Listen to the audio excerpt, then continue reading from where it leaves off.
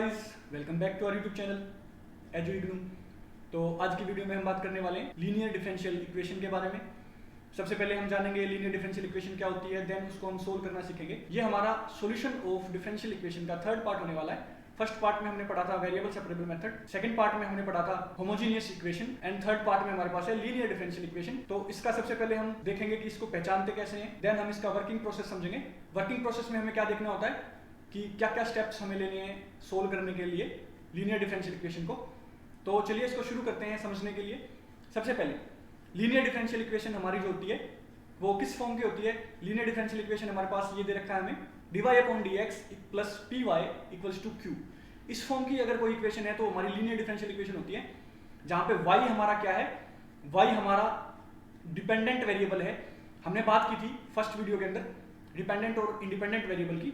तो dependent variable हमारे पास क्या होता है, डिपेंडेंट वेरिएबल वो होता है जिसका डेरिवेटिव हमारे पास गिवन होता है, जिसका डेरिवेटिव हमारे पास क्या होता है, डेरिवेटिव गिवन होता है। नाउ y का डेरिवेटिव गिवन है dy/dx, x के रिस्पेक्ट में है तो x हमारे पास क्या हो जाएगा, इंडिपेंडेंट वेरिएबल हो जाएगा।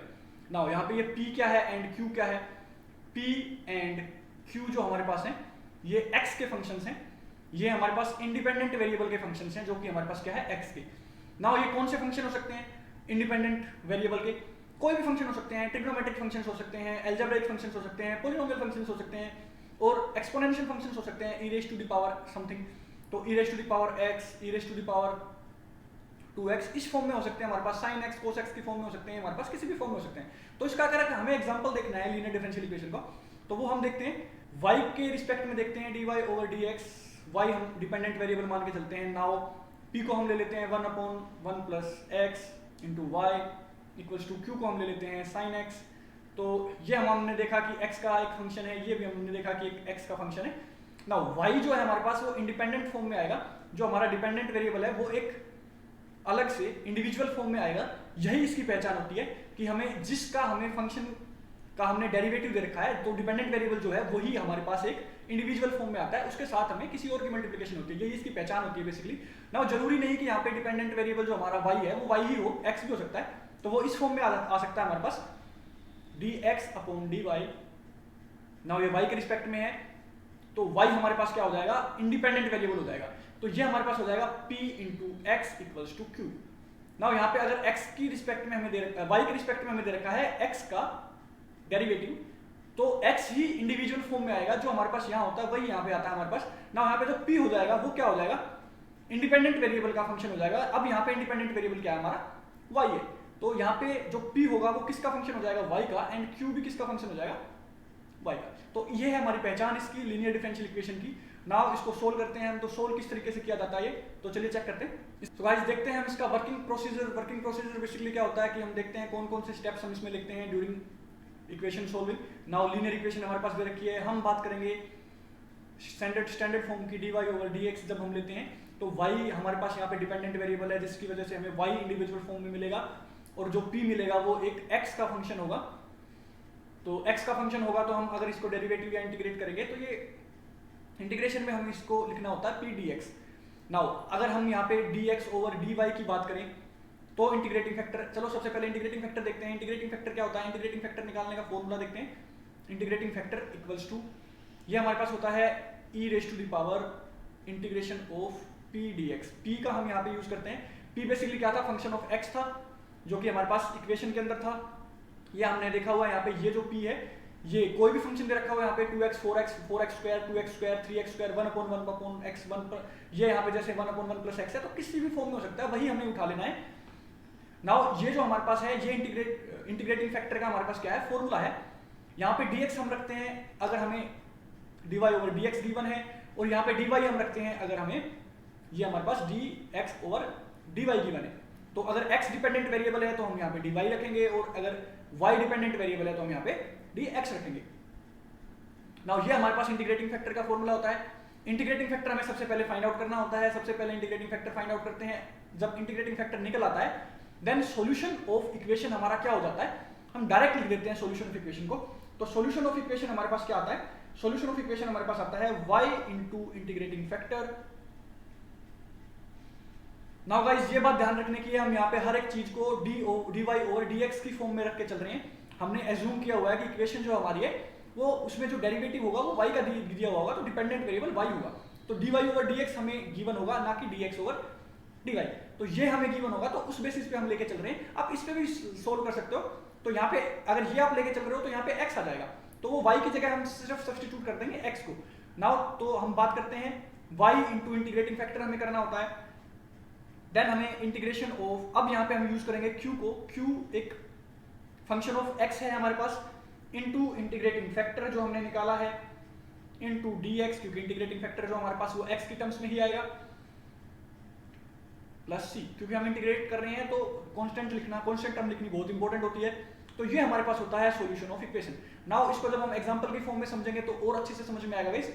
ये हमारा वर्किंग प्रोसेस था। फर्स्ट स्टेप में हमें क्या निकालना होता था? फर्स्ट स्टेप में हमें निकालना होता था integrating factor.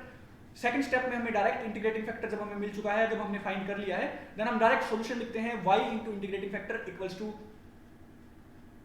Integration of q into integrating factor dot dx।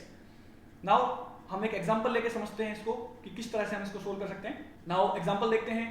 Example हमारे पास है x plus 1 dy over dx minus y। Now सबसे पहले तो हम पहचान कैसे करेंगे कि इसको उसी मेथड से सोल्व करना है या नहीं करना। देखो मैंने आपको बताया था कि जिसका आपको डेरिवेटिव गिवन है, नाउ डेरिवेटिव हमें यहाँ पे गिवन है dy ओवर dx का। dy ओवर dx का मतलब y का डेरिवेटिव गिवन है, y हमारा डिपेंडेंट वेरिएबल है, डेरिवेटिव गिवन है y का, dy ओवर dx गिवन है। तो जो हमें यहाँ गिवन होता है वही अगर इंडिपेंडेंट फॉर्म में हमारे पास है, वही हमारे पास क्या है, इंडिपेंडेंट फॉर्म में है, तो हम क्या करते हैं, लीनियर डिफरेंशियल इक्वेशन उसको मानते हैं। अब यहाँ पे x की कोई मल्टीप्लिकेशन में नहीं है, बट इसके आगे मल्टीप्लिकेशन में, तो हम पूरी इक्वेशन को क्या करते हैं, पूरी इक्वेशन को हम डिवाइड कर लेते हैं किससे, x प्लस 1 से। तो जब हम पूरी इक्वेशन को डिवाइड करेंगे तो यहाँ पे भी हम क्या कर देंगे, x प्लस 1 से डिवाइड कर देंगे, यहाँ पे भी हम क्या करेंगे, x प्लस 1 से डिवाइड कर देंगे, और यहाँ पे भी हम क्या करेंगे, x प्लस 1 से डिवाइड कर देंगे। नाउ इसको लिख लेते हैं एक बार। पहला तो हमारे पास क्या ही हो जाएगा, x प्लस 1 डिवाइड से कट जाएगा, dx हो जाएगा। ये हमारे पास हो जाएगा equals to minus 1 upon 1 plus x, या 1 प्लस x या x प्लस 1 एक ही बात है हमारे पास। नाउ ये हमारे पास हो जाएगा यहाँ पे into y equals to e to the power 3x। ऊपर x प्लस 1 है, नीचे x प्लस 1 है, ऊपर स्क्वायर है, तो ये एक टर्म कट जाएगी। ये हमारे पास क्या बचेगा, सिर्फ एक टर्म बचेगी x प्लस 1 की। ये टर्म इससे कैंसिल आउट हो जाएगी गाइस, ये स्क्वायर में है तो एक टर्म बचेगी। नाउ ये हमारे पास बच के आया। अब यहाँ से आप कंपेयर कर सकते हो लीनियर डिफरेंशियल इक्वेशन से। ये हमारे पास y है, इंडिविजुअल टर्म है, क्योंकि y का ही डेरिवेटिव हमें गिवन है, तो ये हमारे पास हो जाएगा p एंड ये हमारे पास हो जाएगा q। आप ध्यान से देख सकते हैं, ये y है तो ये हमारा x का फंक्शन है, और ये भी हमारा x का ही फंक्शन है, क्योंकि x है और ये भी x है। सो गाइस हमारे पास p और q हमने फाइंड आउट कर लिए हैं, p और q हमारे पास आ चुके हैं। तो अब हम क्या करते हैं, सबसे फर्स्ट स्टेप लेते हैं। स्टेप 1 हम क्या करते हैं, इंटीग्रेटिंग फैक्टर फाइंड आउट करते हैं। तो इंटीग्रेटिंग फैक्टर हमारे पास क्या होता है, e to the power integration of p dx। Now p की वैल्यू हम यहाँ पे पुट करेंगे minus 1 upon 1 plus x into dx। Now minus जो है वो बाहर आ जाएगा, तो माइनस को हम बाहर लिख लेते हैं, e raise to the power minus integration of 1 upon 1 plus x dx। Now ये जो इंटीग्रेशन है, ये इंटीग्रेशन का टॉपिक है गाइस, ये आपको पता होना चाहिए। इंटीग्रेशन के फॉर्मूलेज आप पढ़ सकते हैं। 1 अपॉन x dx का जब हम इंटीग्रेशन करते हैं तो ये हमारे पास आता है log x। Similarly 1 upon 1 plus x का जब हम इंटीग्रेशन करेंगे तो हमारे पास क्या आ जाएगा, e to the power minus तो बाहर है ही, ये हमारे पास आ जाएगा log 1 प्लस x, और जो x का आगे कोफिशिएंट है उसके साथ हम यहाँ पे क्या करते हैं, डिवाइड करते हैं। तो वो तो है ही नहीं, तो उसको तो हम नहीं लिखते हैं। तो e to the power minus log into this 1 plus x। तो ये हमारे पास क्या आ जाता है, हमारा इंटीग्रेटिंग फैक्टर आ जाता है। तो ये हमारे पास है इंटीग्रेटिंग फैक्टर। नाउ जो हमारे पास माइनस है, log की एक प्रॉपर्टी होती है गाइस, ये हमें पता होना चाहिए कि log के यहाँ पे कोई भी चीज हो, माइनस हो, प्लस माइनस 1 हो, जैसे मान लो प्लस 1 हो, 2 हो, 3 हो, ये जो ये टर्म होती है, ये प्रॉपर्टी होती है, ये इसके पावर में चली जाती है, ये इसके पावर में चली जाती है। जैसे मान लो हम बात करें कि a log x है, तो हम इसको लिख सकते हैं log x raise to the power a। तो ये जो हमारे पास होता है ये इसकी पावर में चला जाता है गाइस। या माइनस जो है ये इसकी पावर में आ जाएगा। तो इंटीग्रेटिंग फैक्टर जो हमारे पास होगा वो हमारे पास क्या होगा, log 1 प्लस x की power minus 1, and e raise to the power में चल रहा है तो ये e raise to the power में होगा। नाउ हम इसकी बात करते हैं, इंटीग्रेटिंग फैक्टर हमें आ गया है। इंटीग्रेटिंग फैक्टर को थोड़ा और फर्दर सोल्व करते हैं। इंटीग्रेटिंग फैक्टर हमारे पास किस फॉर्म में आ जाएगा, बिल्कुल सोल्व हो जाएगा ये, e raise to the power x। E raise to the power log है, तो log से e जो है वो कट डाउन हो जाता है। अगर ई रेस टू द पावर हमने log दिया होता है तो वो जो log और e जो होते हैं वो एंटी होते हैं, तो वो कट जाते हैं। नाउ e और log जो है वो कट जाएगा। यहाँ पे क्या बचेगा हमारे पास 1 plus x raise to the power -1, जिसको हम क्या लिख सकते हैं 1/1 प्लस एक्स। तो ये हमारा फर्दर सोल्व में, अब इससे आगे सोल्व नहीं होगा। तो इंटीग्रेटिंग फैक्टर हमें मिल चुका है, फर्स्ट स्टेप हमने कवर कर लिया। इंटीग्रेटिंग फैक्टर हमें मिल चुका है, जनरली कुछ नहीं करना था इसमें, एक इंटीग्रेशन थी बस और log की कुछ प्रॉपर्टीज लग रही थी। जनरली तो हमने क्या किया है, e raise to the power integration of p dx ही किया है गाइस, उसी को हमने सोल्व किया है। नाउ सेकंड स्टेप के अंदर हमें क्या करना है, हमें सॉल्यूशन लिख देना है, डायरेक्ट सॉल्यूशन लिखना है। ये इजी होता है मेथड सोल्व करने का। सॉल्यूशन हम कैसे लिखते हैं, फिर हमें पता है y dy/dx दे रखा है तो y इंटू करेंगे, y इंटू इंटीग्रेटिंग फैक्टर हमारे पास आता है, तो इंटीग्रेटिंग फैक्टर हम लिख लेते हैं, integrating factor equals to integration of, यहाँ पे q का यूज होता है guys, q into integrating factor into dx। Now y हमारे पास क्या है, कुछ नहीं, बस y तो y रखना होता है, ये तो constant term, sorry variable term होती है तो इसको तो रखना ही होता है।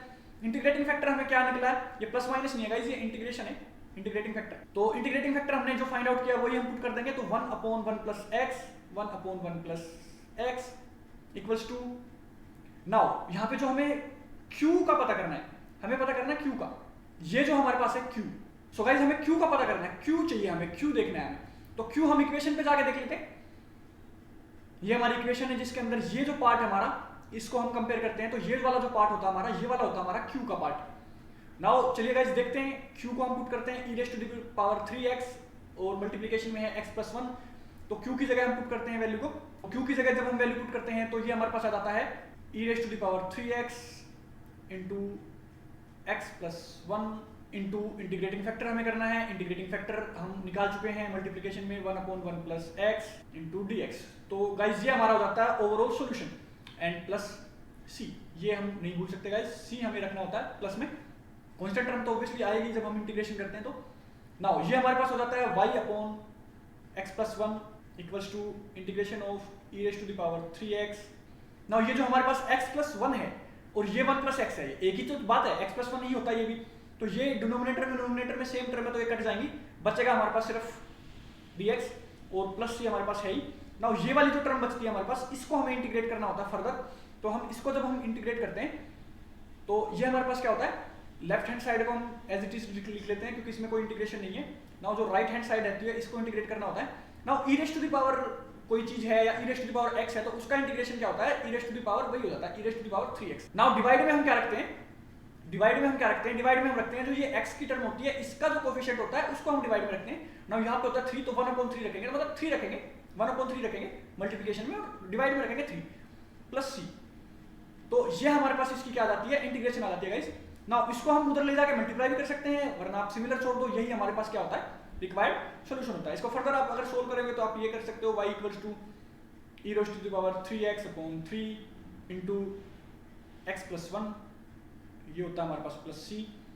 तो ये हमारे पास आ जाएगी फर्दर रिक्वायर्ड सॉल्यूशन, तो ये हमारे पास है सॉल्यूशन।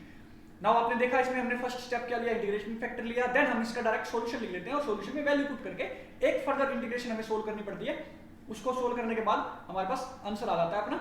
नाउ y की टर्म में आ गया, अब यहाँ पे देख सकते हो आप कोई भी डेरिवेटिव टर्म है ही नहीं, dy और dx वगैरह कुछ भी नहीं है, तो पूरी इक्वेशन हमने सोल्व कर दी है। तो ये था हमारा लीनियर डिफरेंशियल इक्वेशन को सोल्व करना। सो गाइस आज की वीडियो में इतने रखते हैं, नेक्स्ट वीडियोस में हम पढ़ेंगे reduced to linear differential equation, वो भी इसी का एक फर्दर पार्ट होता है। उसमें क्या होता है, पहले हम उसको इस फॉर्मेट में चेंज करते हैं, इसमें रिड्यूस करते हैं, देन आगे इसी के स्टेप्स लगा के उसको सोल्व करते हैं, तो वो नेक्स्ट वीडियो में बात करेंगे। अगर आपको वीडियोस पसंद आ रही हैं तो please like share and subscribe to our channel. Thank you so much guys.